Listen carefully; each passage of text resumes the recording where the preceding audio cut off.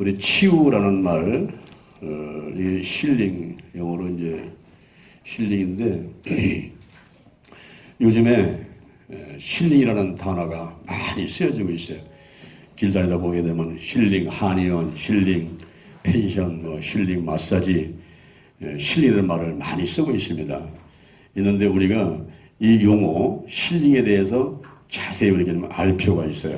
올바로 이 용어를 쓸 수가 있어야 되는데, 우리가 그 치료라는 말하고 요법이라는 말, 그 다음에 치유라는 말, 이것을 잘 분리해서 의미들을 알아야만 됩니다. 치료라고 하는 것은 영어로 보면 트리트먼트, 그리고 이 요법은 테라피, 그리고 힐링, 이거는 힐링. 근데 치료라고 하는 것은 대접한다는 그런 뜻을 갖고 있어요. 대접한다. 우리가 병원을 하스피탈이라고 하는데 손님을 대접하는 곳, 병원, 그리고 호텔, 이것이 대접한다는 그런 뜻을 갖고 있고요. 그래서 이 치료는 돌본다. 간호사가, 의사가 병원에서 환자들을 돌보는, 대접하는 그런 뜻을 쓸 때는 치료라는 단어를 쓰게 되고요. 그다음에 요법은 이 대접하는 방법을 말하는 거예요. 그래서 우리가 흔히 말할 때 뭐 식이요법 또는 그 약물요법, 뭐 운동요법, 이런 요법이라는 말을 쓰는데 그걸 테라피라고 해요. 테라피. 우리나라에 알려진 것만 360개의 테라피가 있어요. 그래서 이런 어떤 그 대접하는 방법을 쓸 때는 테라피라고 해요. 힐링, 치유는 이것은 회복이라는 의미를 갖고 있어요. 회복. 창세기 1장 28절 아담과 하와가 죄를 짓기 전의 상태로 회복되는 것을 말합니다. 생육하고 번성하여 땅에 충만하라. 땅을 정복하라. 바다의 고기와 공중의 새와 땅에 움직이는 모든 것을 다스리라. 이 아담과 하와가 원죄를 짓기 전에 그 상태로 영혼육, 환경이 다 회복되는 것, 이것을 치유라고 합니다. 근데 이 두 가지는, 요거는 인간이 합니다. 그런데 이것은 하나님만이 하실 수가 있어요. 그래서 고린도 전서 3장 6절에 보면은 나는 심었고 아볼로는 물을 주었는데 자라나게 하시는 분 누구예요? 하나님이신데, 심는 자나 물 주는 이는 아무것도 아니지만 오직 자라나게 하시는 하나님뿐이다. 그런데 심는 사람이랑 물 주는 이가 각각 일반이지만 자기의 일하는 대로 자기 상을 받는다. 우리가 예를 들어서 의사가 혹은 뭐 간호사가 또는 물리치료사가, 격리가 나름대로 다 일을 하면서 거기에 적당한 대우를 받으면서 일을 하게 되거든요.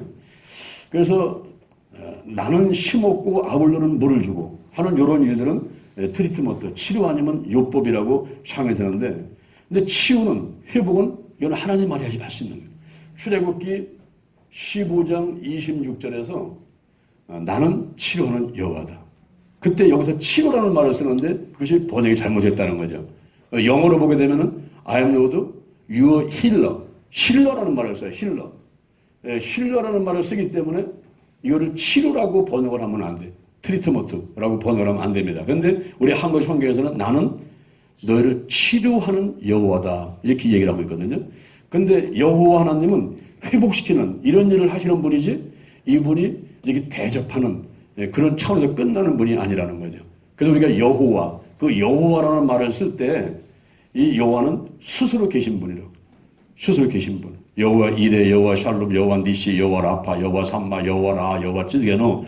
예비하시고 승리케 하시고 평화 주시고 함께 하시고 치유하시고 목자 되시고 의롭게 하시는 그런 하나님인데, 생사하부 흥망성쇠가 이분께 달려있는 거예요. 이분께. 그런데 우리가 이렇게 치유를 받고자 할 때, 하나님께서 치유하셨는데 치유를 받고자 할 때 우리 사람이 할 수 있는 일은 뭐냐? 여기서 사람이 할 수 있는 일이 뭐냐면 기도입니다. 이게 최선의 방법이고 최후의 방법이에요. 그래서 우리 기도치 아카데미에서는 기도는 내가 하지만 치유는 누가 하시는 거예요? 하나님이 하신다. 그 하나님은 여호와 하나님을 우리가 가르치는 거예요. 여호와 하나님. 물론 예수의 이름으로, 예수의 보혈로, 성령의 역사로 치유가 되기도 하지만, 그러나 절대 주권자, 절대 근원자는 여호와 하나님이에요. 그래서 기도 치유는 여호와 하나님의 치유다, 이렇게 말씀할 수가 있습니다. 이렇게 인간은 기도를 합니다. 기도는 내가 하지만 치유는 하나님이 하시는 거예요. 중요한 것은 믿음이에요. 더 중요한 것은 성령 안에서 하나님의 음성을 듣고 지시하시면 순종하는 것이다. 이런 것들을 말씀드립니다. 이때 치유를 하는데 하나님이 하시는데 이때 범위는 영, 혼, 유, 환경까지 치유를 한다 하는 것입니다. 우리가 기도치유 아카데미에서 기도치유 이해과정, 기도치유 방법과정, 또 기도치유 원리과정을 쭉 합니다만은 제가 이번에 집회를 통해서 12번에 걸쳐서 이제 말씀을 주제별로 좀 드리지 않습니까? 첫 번째는 은혜, 그 다음에는 교회, 그 다음에 고룩, 그 다음에 사명, 그 다음에 은사. 이거 하나하나가 참 좋은 멋진 주제들이죠. 그 다음에 제가 영혼육의 기도, 믿음과 행위에 대해서, 그 다음에 오늘 영의 치유, 다음 주에는 혼의 치유, 그 다음 주에는 육의 치유, 그 다음에 7월 24일에는 환경의 치유. 거기까지 끝마치고 12번을 마친 다음에 우리가 저 소산 엘리마우스로 가가지고 2박 3일 동안 기도치유 수련을 하면서 거기서 이제 영과 혼과 육과 환경이 더 치유받고 성령의 기름부을 받는 이런 그 로드맵보다 현재 진행이 되고 있는 것입니다. 그래서 오늘 여러분과 함께 영의 치유, 요 영의 치유에 대해서 좁혀가지고 말씀을 나누고자 하는 것입니다. 우리가 영의 치유에 대해서 말씀을 나눌 때 첫 번째 우리가 알 것은 뭐냐면 영이 뭐냐 하는 거죠. 영. 영이 뭐냐고 물으시면은 얼른 대답하기가 지금 쉽지 않아요. 영이 뭘까? 영. 우리 창세기 2장 7절에 보면은 하나님께서 인간을 흙으로 만드시죠. 하나님께서 사람을 흙으로 만드시고 거기다가 생기를 보내주세요. 생기. 그 다음에 생명이 되게 하는데 여기 생기라는 말을 창세기 2장 7절에서 하고 있습니다. 또한 에스겔서 37장 1절 이하에 보면은 에스겔이 성령의 인도 따라서 골짜기를 가니까 거기 마른 뼈들이 절비하게 널려져 있는 거예요. 그때 하나님께서 에스겔에 묻습니다. 에스겔아, 저 뼈들이 능히 살겠느냐? 이럴 때 대답을 잘해야 돼요. 살겠습니다. 그랬다가 못 살면 어떻게 할까? 못 삽니다 그러면 야, 이 믿음이 없는 놈아 이러면 또 어떻게 할 거야? 대답을 잘해야 돼. 그때 에스겔이 정말 현명한 대답을 했어요. 한번 따라합니다. 주께서 아시나이다. 그런 대답을 딱 했더니 하나님께서 그래 그러면 내가 가가지고 말을 전하라. 저 뼈들이 붙어가지고 거기에 힘줄이 붙고 살이 올라오고 가죽이 덮여가지고 살아나게 하라. 그래서 에스겔이 가가지고 명령을 내리는 거예요. 뼈들아, 너희들 그 뼈 위에 힘줄이 붙어라. 살이 올라라. 가죽으로 덮여라. 그랬더니 소리가 나면서 이 뼈 저 뼈가 막 맞아서 막 움직이는데 거기에 힘줄이 올라오고 살이 올라오고 가죽이 덮여가지고 사람 모양으로 되는데 죽은 자같이 다 드러내는 거예요. 그때 하나님께서 다시 나가서 외치기를 원하십니다. 이번엔 나가서 생기야 들어가라고 외쳐라. 그래서 에스겔이 그 죽은 자 같은 사람들 향해 가지고 생기야 사방에서 불어와서 저들에게로 들어갈지어다 하고 외쳤더니 생기가 여기서 생기가 그 사람들 들어가 가지고 큰 군대가 되었더라 그런 말이나 창세기 2장 7절에 나오는 생기 에스겔서 37장 1절에 나오는 생기 이 생기가 뭘까요? 이것은 히브리 말로 루아흐라는 거예요. 루아흐 누가운데 이것이 바로 영입니다. 영. 요한복음 4장 24절에 하나님은 영이신데 그 하나님께서 영을 흙으로 사람 만들고 그다 부으시고 그리고 에스겔 골짜기에서 그 죽은 자가 된 사람한테 영, 생기, 영을 불어넣어서 큰 군대가 되게 만들었다 하는 것입니다.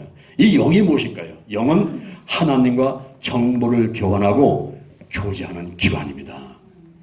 그런데 이 영이 두 번째로는 이 영이 질병이 있어요. 질병.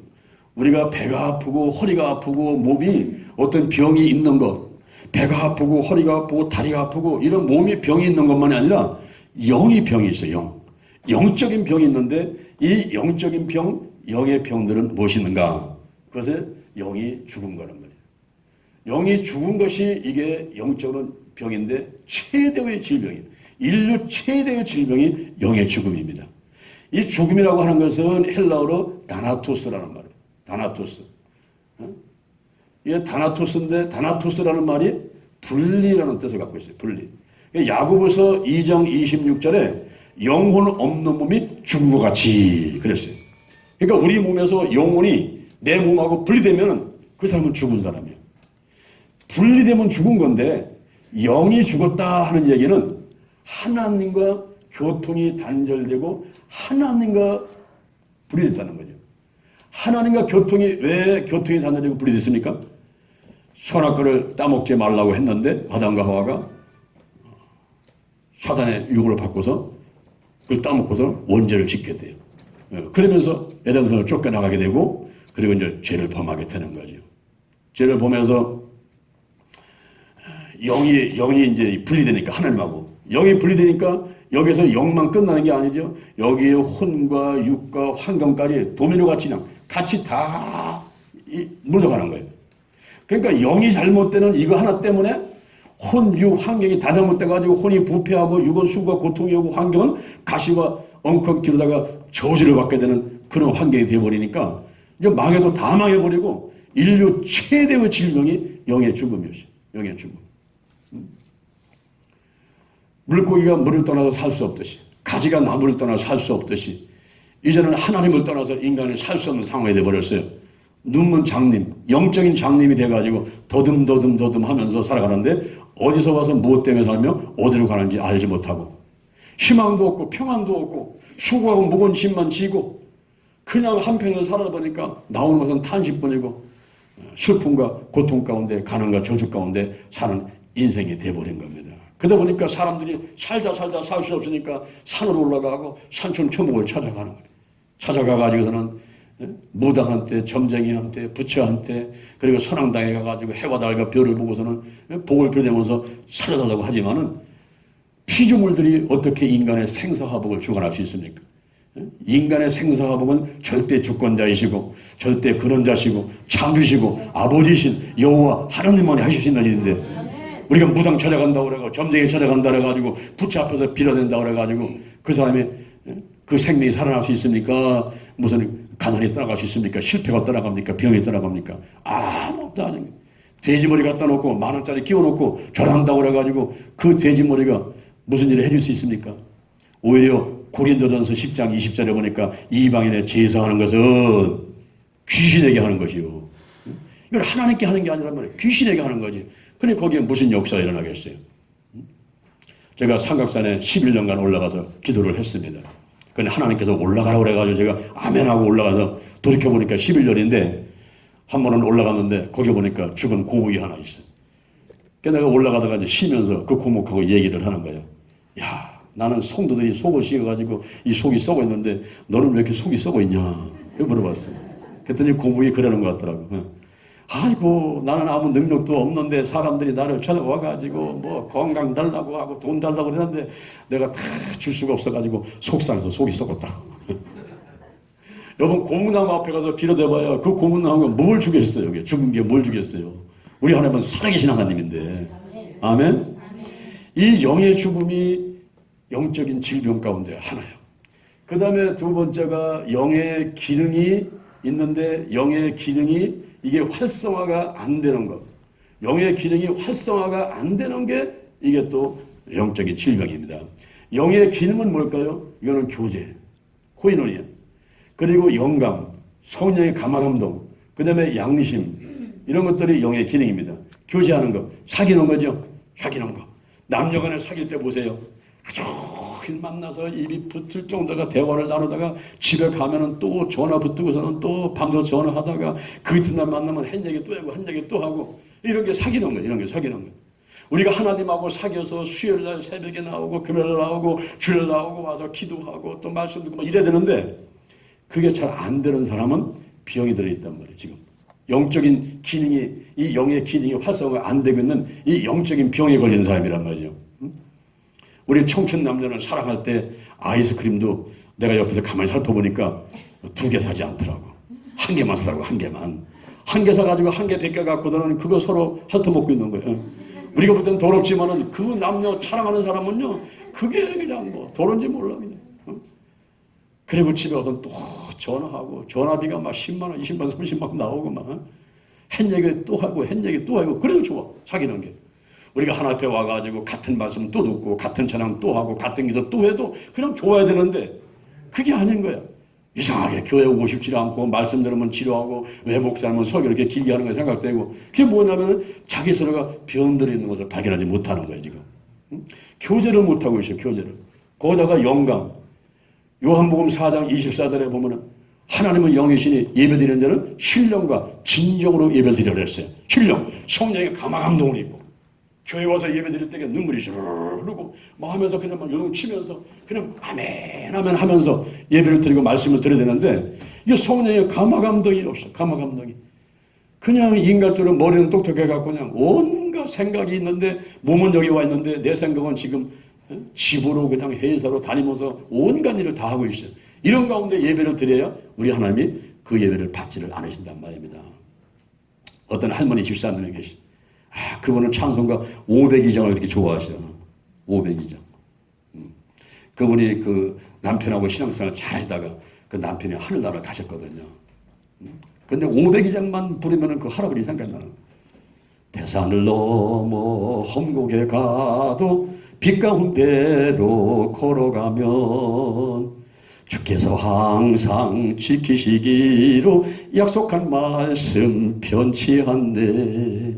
하늘의 영광 하늘의 영광 나의 맘속에 차고도 넘쳐 할렐루야를 힘차게 불러 영원히 주를 찬양하리. 그때 그 할머니가 어디에 집중하냐면 하늘의 영광 그거를 하늘의 영감 하늘의 영감 이 땅에서 행복하게 신앙생활하고 결혼생활하다가 먼저 가신 그 할아버지 생각하는 거야. 하늘의 영감 하늘의 영감 나의 맘속에 차고도 넘쳐. 그래서 500장을 그렇게 좋아하시는 거예요 이분이. 근데 이 영감은 그런 영감이 아니야. 이 영감은 성령의 감화감동, 성령의 감화감동, 성령이 운행하시는 거예요. 창세기 1장 2절 같이 땅이 혼돈하고 공허하며 흑암이 깊음에 있을 때에 하나님의 신이 수면에 운행하시니라. 암탉이 달걀을 품은 같이 그냥 품고 역사하는 그런 성령의 감화감동이 있는 감화감동. 우리 대전 신림교에 지금 암탉이 달걀을 품고 있어요. 하얀 닭이 달걀을 품고 있는데 이게 21일 품고 있어야 되니까 밥도 못 먹고 물도 못 먹고서 이제 품고 있지 않습니까? 그러다가 배가 고프니까 이제 밥 먹으러 내려오면은 그때 다른 닭이 가요. 까만 닭 두 개 교대로 들어가가지고 이제 품고 있는데 이 하얀 닭은 진짜로 품는 거야. 정성을 내서 병아리 만들려고. 그런데 그 옆에 있는 까만 닭들은 교대로 들어가는데 그냥 대충 들어가서 대충 품고 서 있다가 쳐다보다가 뭐 대충 하고 나오는 거예요. 이 암탉이 달걀을 품같이 품는 그게 뭐냐면 운행한다는 거예요. 운행한다는 거예요. 성령이 이 자리에 대신 성결교회를 품고 지금 우리를 품고 막 역사를 하게 되면요. 그때 그냥 들리는 말씀이 아멘 아멘 오게 되고 할렐루야. 응? 그냥 막 하늘에 꿈과 비전이 보이고 막 하나님께 영광 돌리고 막 이게 막 그냥 흥분된 상태에서 이렇게 막 예배를 드리게 되는 그런 영감. 이 영감이 있어야 되는데 이게 안 되는 거야. 이게 안 되는 거야. 맹성맹성 그냥 생각은 그냥 온 세상을 돌아다니고 막 이게 뭐냐면 병 걸렸단 말이야. 병 걸려서 그 사람이 지금 허리 아픈 것만 병이 아니고 이게 병든 거라니까. 그러다 양심이 여러 가지가 있어요. 화인 맞은 양심, 더러운 양심, 약한 양심, 거기다가 선한 양심, 착한 양심, 깨끗한 양심 많은데 베드로전서 3장 21절에 보니까 선한 양심은 하나님을 찾아가게 한다 그랬어요. 내 양심이 화인 맞거나 더러우면요 하나님을 찾지 않습니다. 죄가 죄인 줄 몰라요. 죄가 죄인 줄 몰라. 어떤 고등학생이 재판을 받습니다. 그 사람은요 자기 아버지를 죽인 사람이요, 자기 어머니를 죽인 사람이요, 부모를 살해한 사람이요. 근데 재판관한테 마지막 자기 진술을 하는 거예요. 재판장님, 저는 아버지도 없고 어머니도 없는 고아입니다. 저를 불쌍히 여기시고 선처하여 주십시오. 이렇게 마지막 진술을 하는 거예요. 이게 얼마나 뻔뻔한 놈입니까? 그 아버지 그 어머니 누가 죽였어? 쥐가 죽였다니까. 그래놓고서는 재판관한테는 나는 아버지 엄마가 없는 고아라고 선처해달라고 하는, 이건요 양심이 화인 맞은 양심. 그런 사람은 하나님을 몰라요. 하나님을 찾지도 않고 와서 앉아 있어도 주님을 만날 길이 없습니다. 이런 게 병들었다는 거예요. 병들었어. 이런 교제와 영광과 양식이 활성화되는데 이게 활성화되지 않습니다. 더 나아가서 창조 질서가 무너져 있는, 이 창조 질서가 파괴되어 있는 것이 병이에요. 지금 여러분은 창조 질서가 지금 잡혔나 보세요. 출애굽기 20장 3절에 나 위에 다른 신들을 내게 있게 말지니라. 이게 여호와 하나님께서 선포하신 거예요. 우리 하나님은요, 다른 신들과 다른 것들과 비교되는 것 또는 다른 것이 앞서는 것을 그렇게 싫어하셔. 나 위에 다른 신들을 내게 있게 말라. 이런 말씀을 하시는 거예요.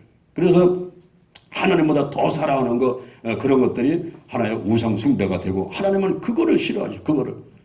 우리 하나님은 항상 제1인자가 되기를 원하시죠. 그래서 삼일체에서도 하나님, 예수님, 성령님이 계실 때요, 이 성령님이 예수님을 넘어서지 않습니다. 또 예수님이 하나님을 넘어서지 않습니다. 예수님은 항상 하나님께 기도하시죠. 전도하러 가기 전에도 마가복음 1장 35절에서 새벽 5일에 미명의 한적한 곳에 가서 기도하시더니 자 다른 가까운 마을들로 가자 우리가 고도도 전도하리니 내가 이를 위하여 왔노라. 전도하기 전에 기도하시던 예수님, 겟세마네 동산에서 땀방울이 막 핏방울대로 기도하시면서 나의 원대로 마옵시고 아버지 원대로 하시라고 이러면서 하나님께 기도하던 예수님, 나사로를 살릴 때도 나사로를 향해서 선포하고 기도하시기 전에 먼저 하나님을 향해서 기도하시는, 하나님 아버지 항상 제 기도를 들으심을 감사합니다. 지금도 제가 하나님께 기도드리는 것은 여기 모인 무리들이 하나님께서 나를 이 땅에 보내심을 믿게 하려 함입니다 하면서 하나님께 먼저 기도하고 그 다음에 나사로를 향해서 외치는 거예요. 나사로야 나오너라. 그때 죽은 자가 휴족을 배로 도인처럼 나오니까 풀어놓아 다니게 하라. 그것이 이런 어떤 치유석을 하거나 뭐 전도를 하거나 뭐 가르치는 사역을 하거나 모든 사역을 하기 전에 예수님은 기도 먼저 하셨어요.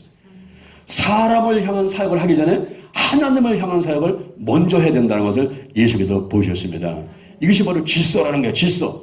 이 질서를 철저하게 지키면서 예수님도 절대로 여호와 하나님을 앞서지 않고 항상 기도하면서 하나님의 뜻을 구하고 하나님의 음성을 듣고 말씀을 순종하면서 일을 했단 말이에요. 삼일째 하나님께서. 이와 마찬가지로 우리에게도 영이 있고 혼이 있고 육이 있어요. 근데 이 육이 혼이 육을 넘어서면 안 되는데 이게 막 뒤죽박죽이에요. 혼이 위에 올라가 있고 육이 올라가 있고 막 영권, 인권, 물권을 다 잡고서 자기가 마음대로 흔들어버리는 가정주부가 있다면 그건 병든 겁니다. 위에 남편이 있는데 회사에서 사장님이 계신데 부장이 사원이 노조가 쥐들끼리 막혀가지고 사장님 위에 가서 막 월권행위를 하고 있으면 그건 질서가 깨진 거예요. 그게 병들었단 말이에요. 병들었어요. 우리 영혼도 마찬가지예요. 이 혼이 올라가가지고 그냥 이성, 상식, 과학, 의학으로 그것만 가지고 자꾸 판단하고 얘기하고 하는 거. 이건 잘못된 거예요. 하나님의 영과 인간의 교제를 나누면서 하나님의 뜻을 알고 그 뜻에 순종하고 그래서 좋은 열매를 맺고 하나님께 영광 드리고 하는 이런 사람이 건강한 성도가 되는 것입니다. 근데 이것이 막 뒤집어지는 거예요. 이 영이 없는 사람은요, 이게 대장되는 거예요. 혼이 대장되는 거예요. 불신자는 그래서 병이 된 사람이죠. 영적으로 질병들였죠. 혼이 대장되어 있으니까, 영이 없으니까. 그런데 예수를 믿어가지고 영이 다시 하나님과 정보를 교환하고 교제하는 상태가 됐는데도 불구하고 이걸 무시해버려. 무슨 일이 벌어지면은 하나님은 저 3등이야. 먼저는 자기 머리로 자기 생각으로 다 해결해 보려고 노력하다가 안 되면 백서. 청와대 어디 뭐 동사무소에 구청에 아는 사람 없는가? 이 백을 쓰거든요. 하나님은 3등이야. 이런 사람이 병든 사람이란 말이에요. 이런 사람이 병든 사람. 제가 신학교 때 직장선교에 있으면서 주일날이면은 저 김포에 있는 베데스다 요양원에 가서 봉사를 했어요. 그거는 지체부자들이 모여있고 성장이 멈춘 아이들, 또 다른 증후군 아이들, 이런 애들이 모인 곳입니다. 거기 제가 이제 주일마다 가서 봉사하는데 한 2년 정도 가서 봉사를 했습니다. 근데 맨 처음에 갔을 때는 제가 너무나 그냥 무서워서 가만히 있을 수가 없어. 왜냐면은 예배드린다고 쭉 앉았는데 찬양을 하는 모습을 보니까 지체부자들이니까 이게 다 틀려 있잖아요. 이렇게 이런 게. 우리는 박수 칠 때 이렇게 치잖아요. 얼마나 이쁩니까? 얘들은 박수 치는 게 이렇게 치는데도 안 붙어 이게. 그리고 또 말을 할 때는 우리는 이렇게 말을 하지 않습니까? 어? 대산을 넘어 험곡에 가도 이 얼마나 아름답게 찬양을 하는 거예요. 근데 얘들은 이 발음이 안 되니까 괴성을 지르는 거예요. 괴성을. 야야야 이러죠. 지금 하는 거예요. 그게 한두 명이 아니고 막 수백 명이 앉아갖고서는 막 이래가 하면서 그냥 괴성을 질러대니까 찬송하는 모습이 은혜로운 게 아니고 나 그냥 무서워서 막 배꼽을 잡고 막 야 여기 병신들 많네. 에? 막 이러면서 그런 생각이 막 들면서 무서워서 견딜 수가 없더라고. 견딜 수가 없어. 근데 제가 거기를 한 번 가고 두 번 가고 세 번 가면서 이 생각을 바꾸기 시작했어요. 아, 저들이 병신이 아니구나. 저들은 올바른 건강한 성도구나. 어? 이거를 제가 깨닫게 됐어요. 그 결정적인 게 뭐냐면 이 사지가 없는 청년하고 제가 바둑을 두는데 발도 없고 손도 없어. 근데 나이가 30살 넘었어. 근데 얘가 바둑을 잘 둬요. 바둑 둔다 해가지고 손발이 없는데 어떻게 되겠어요? 내가 두 번 두는 거예요. 전사님, 그러면 내가 또 하나 도와줘. 내 것도 놓고. 저도 바둑을 아마 한 5억 정도니까 잘 두는 거거든요. 근데 내가 바둑 둘 때마다 치는 거야. 이 청년한테. 근데 어느 날은 바둑을 끝나고 나는데, 야, 어떻게 바둑 잘 두냐 했더니, 전사님, 저는 바둑만 잘 두는 게 아니고요. 저는요, 기도도요, 새벽 기도도 한 번도 안 빠졌어요. 뭐 이러더라고. 그래서, 아니, 여기는 지금 3층인데, 예배실은 지하인데, 거기 어떻게 합니까? 그때 장애인들이 있는 시설은 나선으로 돼 있잖아. 이렇게. 계단이 아니고. 그거를 굴러서 간다는 거야. 야, 내가 그 얘기 듣고서 충격받았어요. 굴러서 가요? 그럼 올라올 때는 어떻게 해요? 그랬더니 올라올 때는 다른 사람이 안고 올라온대. 야, 내가 그 청년하고 헤어져가지고요. 집에 오면서 그게 떠나질 않아. 굴러서 간다는 거야. 나는 이렇게 사지가 멀쩡해도요. 새벽에도 가려면 힘들어가지고 어떤 놈이 이걸 만들어가지고 이렇게 힘들게 하냐고 불평할 때도 울지 있었는데 아, 이 청년이 사지가 없는데 굴러서 가는데 한 번도 빠지지 않았대. 한 번도. 그때 제가 깨달았어. 아, 이들은 병신이 아니구나. 이들은 영, 혼, 육이 다 있잖아. 그죠? 그래가면서 비록 사지는 없어도 영, 하나님의 영과 인간의 교제를 하면서 하나님의 뜻대로 새벽에 가서 기도해가면서 살아보려고 노력하는 이게 어떻게 병신이야. 이런 사람들이. 우리가 볼 때는 사지가 없지만은 다 있잖아. 몸은 있잖아. 혼이 있잖아. 육이 있잖아. 그런데 이 세상에 좋은 아파트에서 좋은 자가용에 좋은 음식 먹고 사는 사람들 가운데 가만히 보면은 예수를 믿지 않는 사람들이 뭐가 없어요? 영이 없잖아요. 그죠? 영은 하나님과 정보 교환하고 교제하는 기관인데 이게 없잖아요. 그 영이 없으니까 이 사람이야말로 이게 병신이지. 그래가면서 혼이 이게 대장돼가지고 자기가 이성, 상식, 과학, 의학으로 여기서 끝나는 거예요. 여기서 김일성 주체사상같이 하나님이 오고 없고 전부 다 인간의 손에서 끝내버리는 거예요. 끝내버리고 여기서 지시를 하니 이 한계가 오죠. 사람은 생각하는 거 보는 거 모든 게 다 한계가 있는 존재니까 한계가 오죠. 그러니까 산천초목 찾아다니면서 비어대지만은 무슨 복을 받겠어요. 이런 것이 지금 병이란 말이에요. 이런 게 병이에요. 그래서 우리가 질서가 중요한데 기하학이라는 게 있습니다. 기하학. 이 기하학은 공간도형의 성질을 연구하는 학문이에요. 점, 그 다음에 선, 그 다음에 면, 그 다음에 입체. 이 점, 선, 면, 입체의 공간되게 만드는 성질을 연구하는 학문이 기하학인데 여기에 놀라운 비밀이 감춰져 있어요. 이 점은 뭐냐면은 점을 딱 찍었어, 이게. 점을 찍었어. 점을 찍어가지고 여기다 선을 긋는다고. 선을 딱 그으면은 이게 1차원이에요. 1차원. 그리고 이 선을 여러 개를 그으면은 면이 되는데 그게 2차원이에요. 그 다음에 면을 많이 쌓게 되면 1차원인데 그게 3차원이에요. 근데 놀라운 비밀이 있어. 여기에 지금 점을 찍어가지고 선을 긋는다고 이렇게 긋는데 이미 연필 높이만큼, 연필 두께만큼 면이 생겨버렸어요. 나는 선을 긋는데 이미 이 연필 높이만큼 면이 생겨버렸어요. 다시 말하면 1차원은 2차원한테 그냥 포함된다는 거예요. 그리고 면을 만든다는 벌써 입체를 보는데 3차원은 열을 포함하고 있어요. 근데 입체를 만든다고 만들었어. 마이크를 만들고 책상을 만들었어. 만드는데 벌써 시공간 속에 들어가 버렸어요. 4차원 속에 들어가 버렸어요. 4차원 속에는 인간의 영이 있고 그리고 악인영이 있고 여기 성령이 계신데 창세기 1장 2절 땅이 혼돈하고 공하며 흑암이 깊음이 있을 때에 하나님의 신이 수면에 운행하시더라.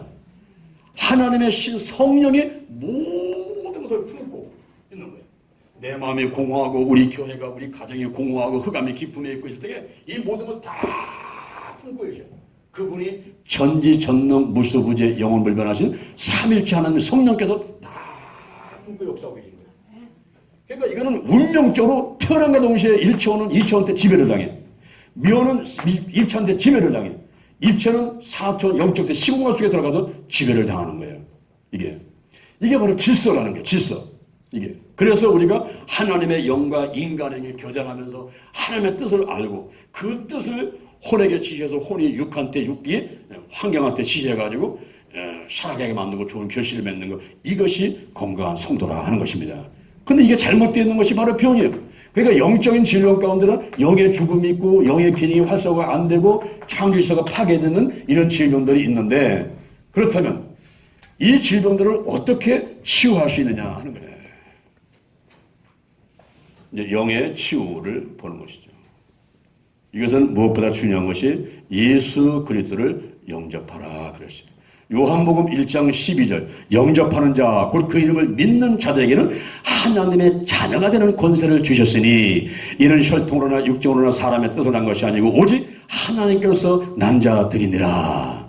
이게 하나님의 은혜거든요. 은혜. 내가 하나님의 자녀가 되는 것은 값없이 주어지는 하나님의 은혜인데, 우리 인간이 할 수 있는 일이 있다고 한다면 그것은 영접하는 것하고 또 믿는 거예요. 믿는 거.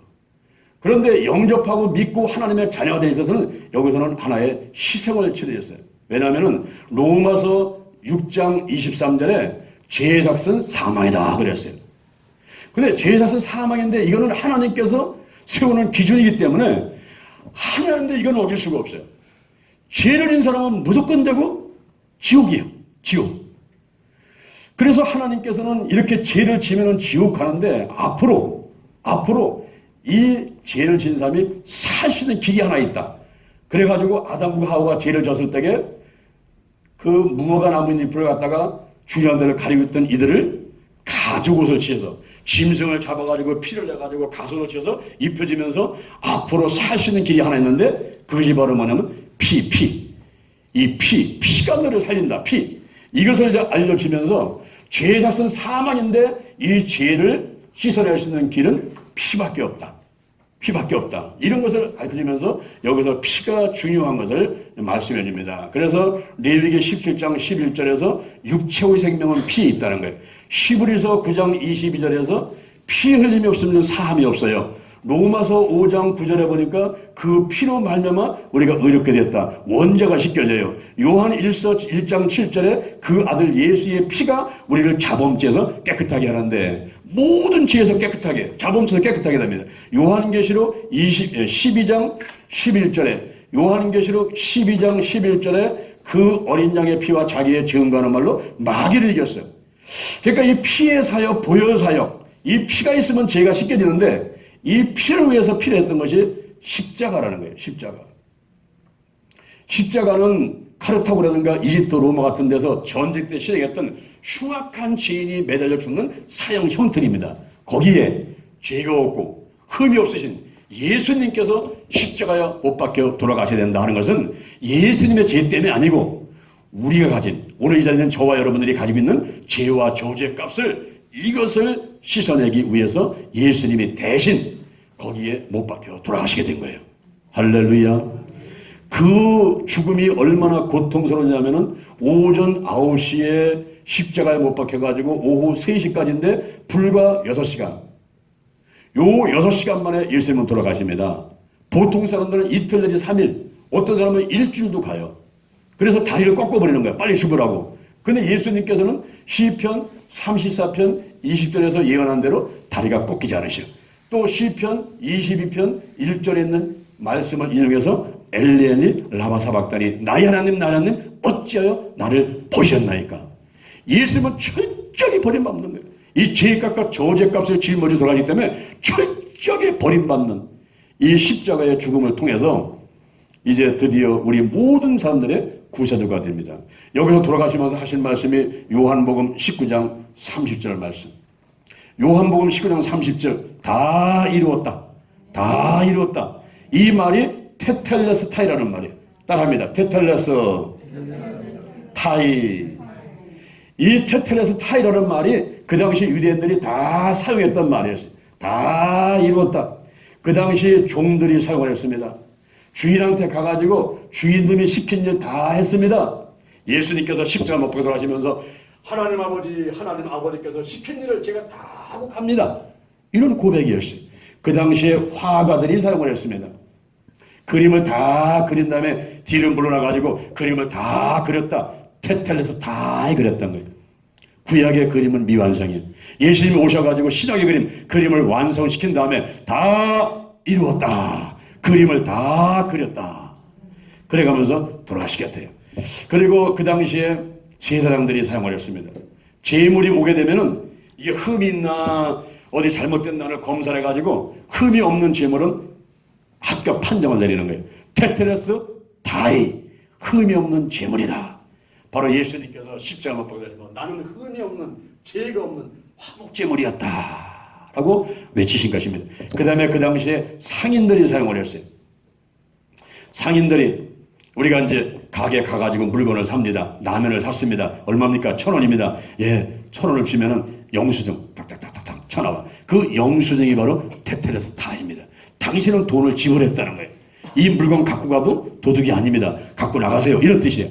바로 우리가 죄값과 저죄값을 예수님이 청산했기 때문에 당신은 지옥 가지 않고 천국 백성이 되었습니다. 할렐루야. 바로 테텔레스 다이라고 외치게. 테텔레스 다이라고. 이렇게 해서 우리가 이제 이 예수를 영접하고 이렇게 하나님의 자녀가 되니까 우리한테 큰 복이 오게 되는데 그 복이 어떤 복일까요? 그 큰 복이 갈라디아서 3장 13절에 복이 나오는데 이 갈라디아서 3장 13절에 나오는 이 말씀 그리스도께서 우리를 위해서 저주를 받은 바 되사 율법의 저주 위에서 우리를 속량하셨으니 기록된 바 나무에 달리다마다 저주 아래 있는 자라 하였음이니라. 이는 그리스도 예수 안에서 아브라함의 복이 이방인에게 미치게 하고 장유한 목사에게 임하고 여러분은 한 사람 한 사람에게 임하게 하고 할렐루야. 더 나아가서 믿음으로 말미암아 성령의 약속을 받게 함이니라. 지금은 말세의 지말이고 성령 시대에 성령을 받는데 이 성령이 내게 임하는 것을 아브라함의 복이 임하고 성령이 임하는 것이 바로 예수님이 십자가에 못 박혀 돌아가셨기 때문에 우리가 그런 복을 받게 됐다는 거죠. 여러분 아브라함의 복이 뭡니까? 창세기 12장 1절 2절 보니까 큰 민족을 이루겠다. 이름이 창대케 되게 해주겠다. 그리고 너는 복의 그릇이 되게 만들겠다. 특히 너를 축복하는 자는 복이 임하고 너를 저주하는 자는 저주가 임한다. 그리고 너로 인해서 땅의 모든 족속이 복을 받으리라. 한번 따라합시다. 내가 복덩이다. 아멘. 내가 복덩이요. 내가 가는 곳에는 복이 임해요. 저는 직장성계에 있으면서 회사를 한 50개 정도를 지도했습니다. 조선일보, 한국중국, 아식스 큰 회사부터 적은 회사까지 했는데 제가 그 회사 가서 3개월, 6개월만 예배를 드리면 회사에 변화가 와. 직원들이 변화가 와. 그래가지고 막 회사가 일어나고 직원들이 예수님 믿고 가정이 좋아지고는 이런 것을 제가 눈앞에서 보면서 야 내가 복덩이구나. 내가 복덩이구나. 신명기 28장 8절 이하에서 여호와께서 명하사 너의 창고에 복을 줄 것이고 네 손으로 하는 모든 일에 복을 줄 것이고 내게 준 땅에서 복을 받을 것이다. 내가 복덩이구나. 우리 예수님께서 십자가 못 박혀 돌아가시고 내가 이런 복을 받게 되었네. 할렐루야. 여러분 집안에 며느리 하나 잘 들어와야 돼요. 회사에 사원 하나 잘 들어와야 돼요. 교회는 성도 하나 제대로 들어와야 돼요. 복덩이가 들어오면은 그 집안이 일어나고 그 회사가 일어나고 그 교회가 일어나게 되는 겁니다. 사회 많다고 되는 게 아니라 하나님이 택하신 남은 자 렘넌트 남은 자 하나님의 택하신 그릇 하나님이 복 주는 사람 이런 사람들을 가정에 그리고 회사에 교회에 들어와야 되는 것입니다. 여호사밧 같은 지도자 하나가 있으면요 이스라엘 나라가 살아버리는 거예요. 우리 대한민국에 그런 사람이 하나 있어야 돼요. 110만이라고 하는 군대가 있음에도 불구하고 군대를 의지하는 것이 아니고 전쟁이 일어나니까 성전에 가가지고 금식하며 하나님께 기도하고 온 백성에게 금식 선포하고 하나님을 의지하니까 하나님이 전쟁에 능하신 분이고 전쟁은 여호와께 속했고 하나님이 싸워버리니까 손 하나 까딱하고 전쟁에 승리하게 되는 거예요. 아멘. 우리가 사람 숫자가 중요한 게 아니라 어떤 사람이냐, 복덩이 정말 택한 그릇 하나님께서 함께하는 사람, 이런 게 중요한 줄로 믿습니다. 아멘.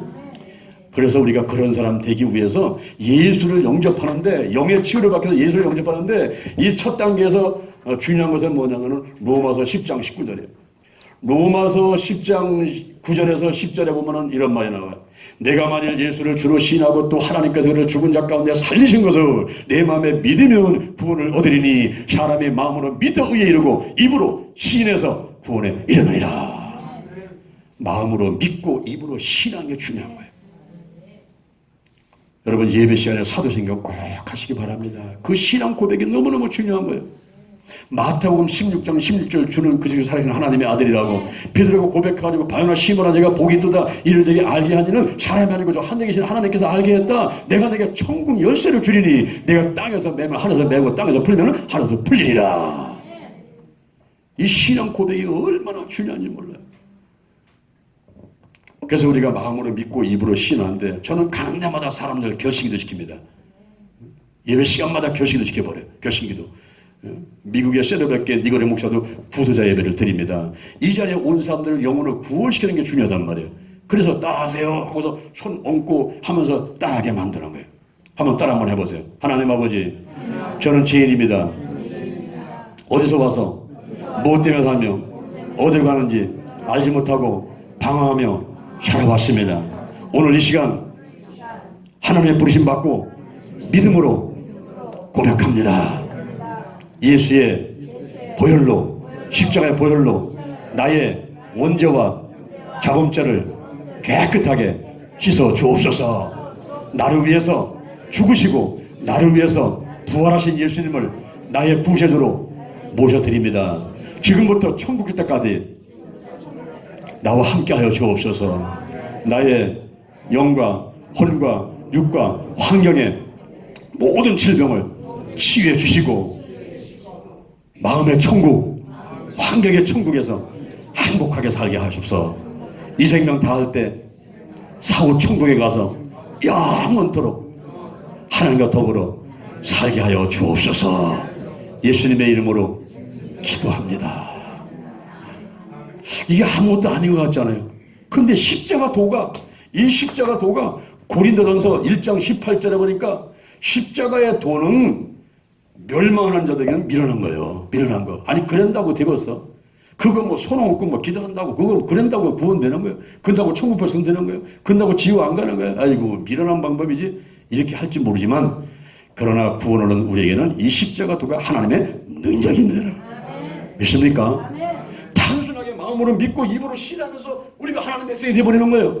그래가지고 영이 죽어가지고 하나님과 교통이 단절돼가지고 분리돼가지고 온 산천초목을 뛰어다니면서 복을 구해도 복받지 못하던 사람이 이렇게 단순하게 손 얹고 마음으로 믿고 입으로 신했더니 그분이 천국 백성 돼가지고 영혼이 잘된 같이 범사가 되고 강건한 복을 받아 누리게 되는 것입니다. 할렐루야. 이 얼마나 쉽고 얼마나 간단하고 그럼에도 불구하고 이 세상에 70억이 살고 있지만은 예수님 사람들이 적고 대한민국에 5천만이 살고 있지만은 예수님 사람들이 적은데 숫자는 1200만이라고 하지만은 정말 렘넌트 남은 자 하나님의 은혜를 따라 택하심으로 남은 자 로마서 9장 27절에 이스라엘 백성의 수가 바다 모래가 짙다도 구원을 받는 사람 남은 자는 얼마 되질 않아요. 남은 자만 구원을 받는 남은 자만 구원받아. 그러면 1200만이 다 남은 자고 다 성도일까? 그것도 자신이 없죠. 아니라는 거죠. 그래서 오늘날 우리가 이 단순하고 쉬운 거지만은 이런 일들을 통해서 마음으로 믿고 입으로 신하면서 우리 영이 살아나고 이제 하나님의 자녀가 돼서 행복하게 살아갈 수가 있는데 여기서 확실하게 내가 하나님의 자녀가 되는 방법을 하나님께서 제시하는 것이 있어요. 그게 뭐냐면 요한복음 3장 5절입니다. 요한복음 3장 5절에서 이 물과 성령으로 거듭나라 그래서 예수님께서 니고데모한테 이 얘기를 하시는데요. 물과 성령으로 거듭나라는 거예요. 그럼 도대체 물이 뭡니까? 내가 여기서 마음으로 믿고 입으로 시인하는 이런 단계에서 끝나는 것이 아니라 로마서 10장 9절 10절에서 여기서 끝나면 이거 얼마나 쉽겠어 더. 그런데 예수님께서 말씀하시는 이 단계를 지나가지고 물과 손으로 거듭나는 이 거듭나는 여기까지 말씀을 하고 있는 거예요. 이게. 그럼 물은 뭐냐? 물. 어떤 사람은 회개, 어떤 사람은 말씀 많이 하지만 우리 성경은 성경으로 풀어보자는 거죠. 이것이 베드로 전서 3장 21절에 보니까 물은 곧 구원을 얻는 편이 세례다, 침례다. 물 속에 수에서 나오는 거다. 물론 장로교에서는 다른 교단에서는 이 물을 끼얹기도 합니다만은 예수님께서 어떻게 하셨냐는 거예요. 어제 어떤 목사님이 저를 찾아와가지고 상담하는 가운데 자, 목사님 존경합니다. 그러더라고요. 왜 그렇습니까? 장영 목사님은 예수님이 하신 일을 하시려고 노력하고 있고 예수님이 하라고 하는 일을 하고 있고 그냥 예수를 뭉쳐 계시네요. 제가 그런 목사들을 찾아보기가 힘들었습니다. 목사님 존경합니다. 그러더라고요. 그래서 그거 당연한 거 아닙니까? 했더니 아닙니다 목사님. 성탈전에 예수님이 안 계세요. 성탄 카드에 예수님이 안 계세요. 강대상에서 예수님의 캐리그마 예수의 죽음, 탄생, 재림과 부활 이런 것들이 전달이 안 되고 엉뚱한 얘기들을 많이 하는 목사님들 많은데 오늘날 예수 그리고 예수님이 하신 일, 예수님이 하라는 일 이거를 하시는 목사님 만났는데 너무 반갑습니다. 이러더라고요. 여러분 예수님께서 침례를 받으셨으니까 우리도 침례 받고 예수님이 귀신 쫓아내니까 귀신 쫓아내고 병자 고치고 병자 고치고 그걸 왜 하는 거예요? 영혼 구원하려고 교회 부흥시키려고 하나님의 뜻을 이루려고 아멘? 그것 때문에 하는 거란 말이에요. 그러니까 물과 성령으로 거듭나를 때에 물솥을 들었더라. 이거는 침례라는 거예요. 물은 구원을 얻는 편이 침례다. 이것은 내 몸을 깨끗하게 하는 것이 아니라 양심을 선하게 만들어서 하나님을 찾아가게 하는 것이다. 옛사람이 죽고 새사람이 일어나요. 이게 단순한 것 같아도요. 참 힘든 일입니다, 여러분. 저희 대전 신림교회는 8월 15일마다 1년에 한 번씩 침례를 받으러 가요. 왜 8월 15일날 하느냐? 일제 36년 그 식민생활을 하다가 해방된 걸 기념해서 우리가 마귀 노예로부터 완전히 해방되는 것을 이제 생각하면서 기념하기 위해서 가는 거예요. 침례하는데 한 번은 이제 경찰서장을 하던 어르신이 계셨어요. 이분은 항상 교회 올 때는 선글라스 끼고 소리 크게 치면서 이 사람 옆에는 무서워 가지도 못해. 내가 옛날에 경찰서장이었는데 이러면서 막 큰 소리 치고 그 사람 말에 사람들이 벌벌벌 떨고 막 이랬어요. 근데 이분이 침례를 받게 된 겁니다. 딱 가운을 입고서 들어오셨는데 막 사시고 떠시는 거예요. 그래서 추워요? 왜 그러세요? 했더니 아니요. 추운 게 아니고 그거 왜 그러세요? 무서워.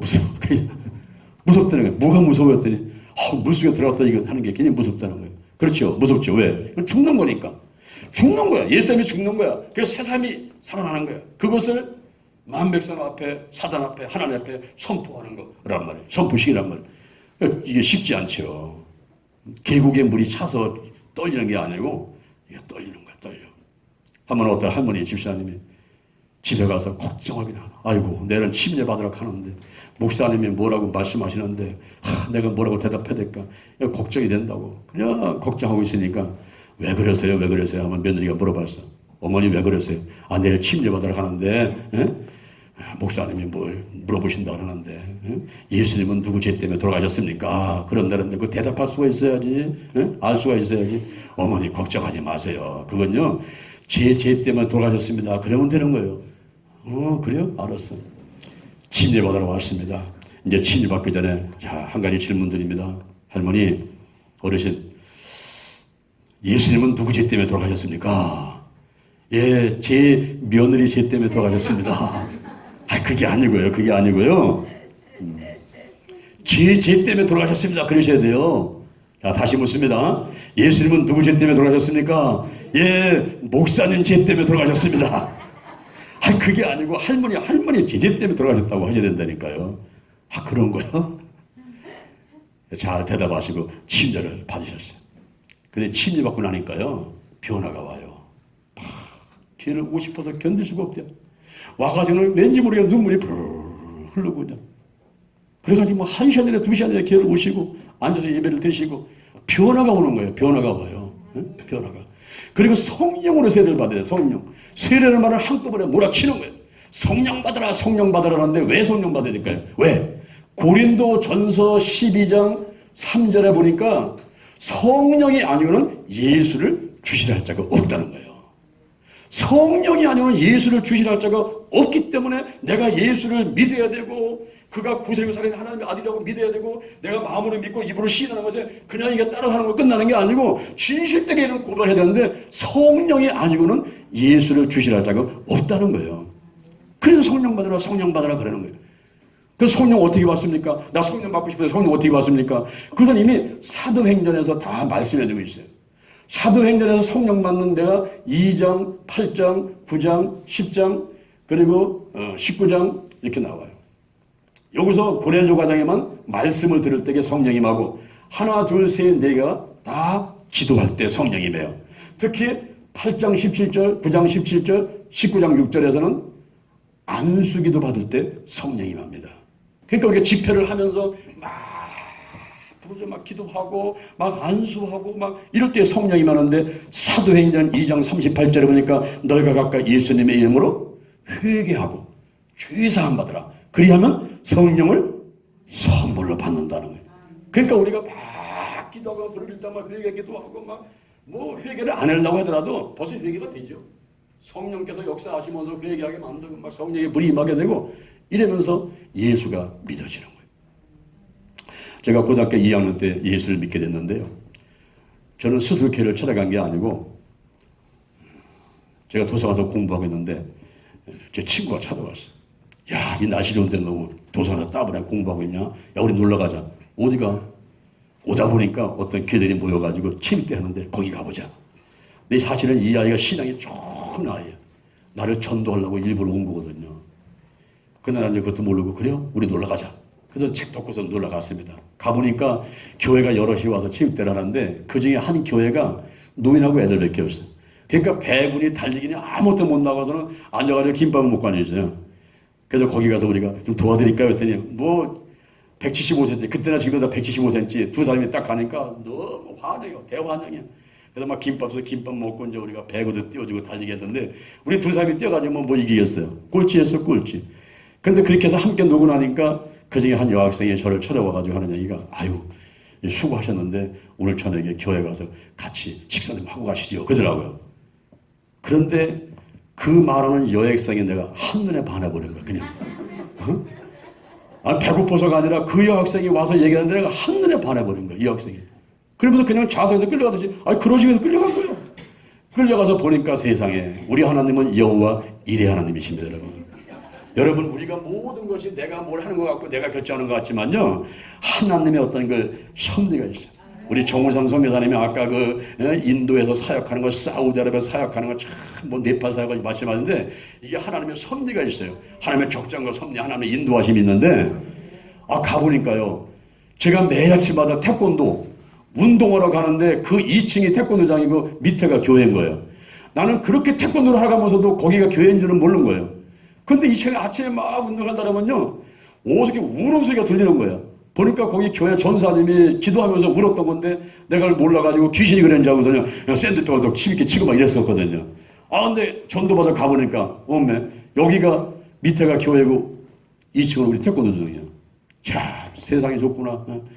그래서 나가는데 그때부터 제가 주일날 한 번도 안 빠지고 교회를 갑니다. 믿음이 좋아서가 아니라 뒤에 가서 앉아가지고서는 여학생 뒤통수만 보면 마음이 편안하고, 여학생 얼굴만 보면 세상에 기쁨이 넘쳐나고, 그러니까 무슨 십자가니, 무슨 성경이니, 찬송이, 저는 아무것도 몰라요. 들은 적도 없고, 뭐 배운 바도 없고, 귀에 들려오지도 않고, 근데 걔는 열심히 나가는 거예요. 여학생 보러. 그렇게 한 2개월을 다니는 어느 날 저한테 엄청나게 큰 문제가 다가왔어요. 그게 뭐냐면 고등학교 2학년 때 군대 영장이 나왔어요. 제가 3년을 열심히 돈을 벌어가지고 뒤늦게 학교를 갔더니 고등학교 2학년 때 군대 영장이 나온 거예요. 대학 같으면 휴학하고 갔다 와서 다니면 되는데 고등학교를 휴학하고 또 가서 고등학교 다니겠습니까? 이게 문제가 온 거예요. 근데 그때 마침 전사님이 광고를 딱 하는데 자, 우리 기도원 가는데 갈 사람 신청하시더라고요. 나를 신청해야지. 신청했습니다. 10명에서 기도원을 갔어요. 저 상계동의 반석 기도원이요. 갔는데 열흘 있기로 왔는데 일주일이 지났는데 쌀이 떨어졌다고 내려간다고 그래요. 다 내려간다는데 그때 신앙심이 좋은 아이가 하나 있는데 지금 그분이 목사님도 있는데 이 학생이 나는 남겠다고. 나는 기도응답 못 받아서 남겠다더라고. 나도 보니까 기도응답 못 받아서 나도 남겠다고. 그래서 둘이 나왔어요. 다 내려갔습니다. 근데 이 아이가 그러더라고. 야, 우리 쌀이 떨어지니까 오늘부터 금식이다. 그러더라고. 금식이 뭐예요? 그랬더니 그냥 굶으면 돼. 그때부터 물 한 모금만 먹고 저는 금식에서 들어본 적도 없고 해본 적도 없으니까 그냥 굶으면 되니까 얘 쫓아가지고 물도 한 모금 안 먹고 천천히 음식 입에다 안 대면서 3일을 그냥 굶었어요. 나는 뭐 기도할 줄도 몰라. 얘는 기도를 잘해. 그냥 산에 가서 기도하고 뭐 그냥 교회에서 기도하고 그러는데 나는 이제 항상 놀러만 다니고 산에서 왔다 갔다 하고서 일기장에다가 내 심정만 썼어요. 근데 마지막 날 12시에 끝나는데 11시였어. 11시. 그때가 산속이야. 1월달이야. 밤 11시야. 냉방이야. 거기에 둘이서 1시간 남겨놓고서 마무리 기도하자더라고. 그 마무리 기도 모였더니 하여 남았으니까 이제 하나님께 보고하고 이제 기도했다고 하자고 그래. 하자고. 방석 따라놓고 둘이는 촛불을 켜놓고서는 이따가 이제 촛불을 끄고서는 기도를 하는데 이 아는 기도를 참 보니까 이게 어떻게 할 수 있는지 가만히 있었어요. 가만히 있는데 한 10분, 15분 지났는데 막 무서운 생각이 들더라고. 얘는 하도 소리 치니까 이게 밤중에 밤 11시에 산속에서 나는 무서운 생각이 드는 거예요. 그래서 나도 모르게 소리를 쳤어요, 이제 막. 내가 또 목소리가 크잖아요. 소리를 쳤는데, 그런가 동시에 내가 막 콧물을 쏟으면서 손을 흔들면서 소리를 쳐대는데, 한 10분쯤 지난 것 같은데, 누가 내 등으로다가 불을 던져버렸어. 뜨거운 물이 떨어지는 거야. 그래도 온몸이 그냥 앞으로 튀면서, 이게 온몸으로 번져나가는데요. 대리로 그냥 물 올라가면서 막, 눈물, 콧물, 땀으로 뒤범벅이 되면서 소리치면서 알 수 없는 말이 나오는데 내가 속으로 그랬어. 야, 내가 3일을 굶었더니 미치나 보다 지금 이거. 막 그런 생각만 드는 거예요. 막. 어? 그런데 멈출 수가 없어요. 소리를. 얼마나 소리를 제가 내가 붕붕 뜨는데 막 한 1m 뛰는 것 같아. 막 이러면서 소리를 쳐대니까 이 앞에가 이제 가만히 있더라고. 내가 한 날이 비니까. 가만히 있어. 그대로만 이제 나도 조용해지니까 이제 촛불을 켜더라고. 치고 나더니만 나를 딱 보더니 깜짝 놀라는 거야. 야, 너 왜 그래? 왜 그럴까? 나를 보고 깜짝 놀랐는데 내가 뭐 온몸이 막 땀으로 뒤범벅이 돼 있고 막 팬티가 뭐 너는 다 젖었으니까 나를 딱 보더니 한참 보더니만 내 손을 딱 잡더니만 야, 너 성령에 불 받았구나. 나는 성령이 뭔지 성령의 불이 뭔지도 아무것도 모를 때인데 성령에 불 받았구나. 그래요? 내가 불 받은 거야? 너 앞으로 하나님께서 크게 쓰신다. 너 갖고 온 문제 다 해결될 것이고 하면 크게 쓰신다. 그러는 거예요. 근데 그 말이 지금도 쟁쟁하게 드는 내가 성령 불 받았구나. 하나의 문제를 해가지고 크게 쓴다는데 정말 그때부터 내려와가지고요. 이야, 희한하대. 군대가 열흘 후에 가는 군대가 세상에 한 번도 만나본 적도 없는 사람이 우리 집을 쳐다봐가지고 이 사람이 내 손 붙잡고 다니면서 다 해결해버렸어. 그러니까 내일은 군대 갈 건데 오늘 저녁에 전화 왔어. 군대 안 와도 됩니다. 그러는 거예요. 그 용기가 되고, 그리고서 막 공중에 막 붕 뜬 것 같이 제가 다니는데 새벽기도부터 저녁까지 다니고, 금요일철에는 아예 담임 목사님이 설교를 안 하셔. 그게. 그래서 내가 다 해버렸어. 나가서. 마이크만 잡으면 그냥 1시간, 2시간 얘기를 하고 있는 거예요. 이게 뭔 얘기 모르는데. 귀신 들리는 사람 막 안수하면 귀신 떠나가고 막. 이런 일이 벌어지는 거예요. 근데 그때 놀라운 기적이 일어나. 진짜 기적이. 무슨 기적이냐. 교회를 딱 갔는데 여학생이 안 보이는 거예요. 여학생이. 내가 그렇게 좋아하고 기도원에 있을 때도 일기장에다 그렇게 수업이 써드는 이 여학생이 안 보이는 거예요. 그런데 여학생이 어디 간 게 아니고 내 앞에 앉아 있어요. 앉아 있는데 내 눈은 여학생한테 가 있는 게 아니고 십자가를 향해서 말씀을 전하는 목사님한테 가서 귀가 뚫려가지고 그냥 그 말씀이 막 들려오는데 아멘 성경을 피면 눈을 뗄 수가 없어. 너무 재밌어가지고 계속 찬양을 한 번 그냥 뭐 10분 20분 찬양을 하게 되고 놀라운 기적이 났는데 진짜 기적이 뭐냐? 예수가 믿어지는 거야. 야, 예수가 믿어지는 거야. 예수가. 그때부터 제가 이 성령 받은 이것을 예수 하는 것이 지금 40년 흘러오면서도 이불이 꺼지지 않고 점점 불타오르는 거야. 점점 불타오르는 거야. 얼마 전에 어떤 사람이 나보고 그러더라고. 목사님은 지금 연세가 어떻게 되시냐고 그래서 내가 33살입니다. 그랬어요. 나는 33살에 멈췄습니다. 지금 성령의 불이 점점 타올라 그래. 점점 타올라. 이게 끝나는 게 아니고 성령을 받으면 예수가 믿어지게 되더라고요. 이게 물과 성령으로 거듭나라고 하는 이 예수님 말씀에서 제가 침례를 받고 성령을 받고 하면서 예수가 믿어지고 예수를 전하고 예수님이 하신 일 가르치고 천국 보온잡하고 치유하는 이 사역을 해서 우리가 이 자리에서 지난 11년 동안 연인은 10만 명 이상을 훈련시키고 지금 한국에서 서울, 대전, 영남, 호남, 인도, 중국, 미얀마, 일본, 베트남, 호주에 그리고 사이버 기술착하는 통해 가지고서는 SNS를 통해서 인터넷에다가 전 세계에 띄우려고 하고 막 끊임없이 막 하나님께서 일을 주시고 끌어가시는 거예요. 오직 성령이 너에게 임하시면 너희가 권능을 받고 예루살렘과 온 유대와 사마리아와 땅끝까지 이르러 내 증인이 되리라. 이 증인 순교자 요한계시록 11장은 최후의 증인. 예수님이 공중재림할 때 첫째 부활이 그리고 휴거가 있지만은 주여 제가 휴거도 첫째 부활도 아닌 7년 환란에 들어가서 전 3년 반 1260일 동안 마지막 추수를 하면서 영혼을 구원시키다가 적그리스도와 싸워서 거기서 제가 순교를 하고 3일 반 만에 부활해서 하나님께 올라가는 그곳에 제가 있기를 원합니다. 할렐루야. 성령이 임하니까 증인되는 거야. 증인. 그래서 성령 받으는 거야. 성령 받아.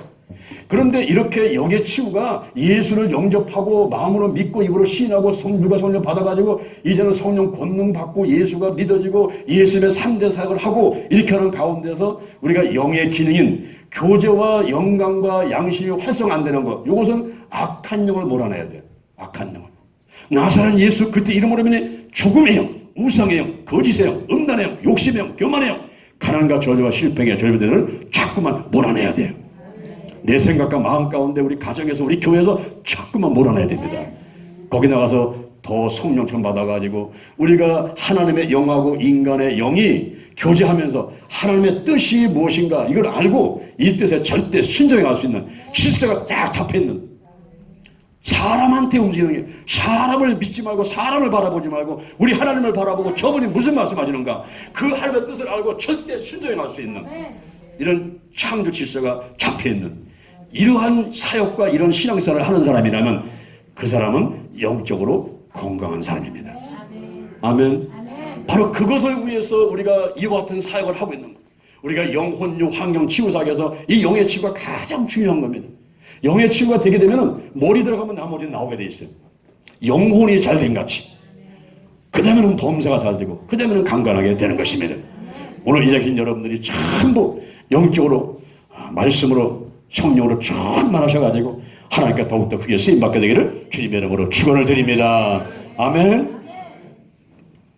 오늘 제가 존경하는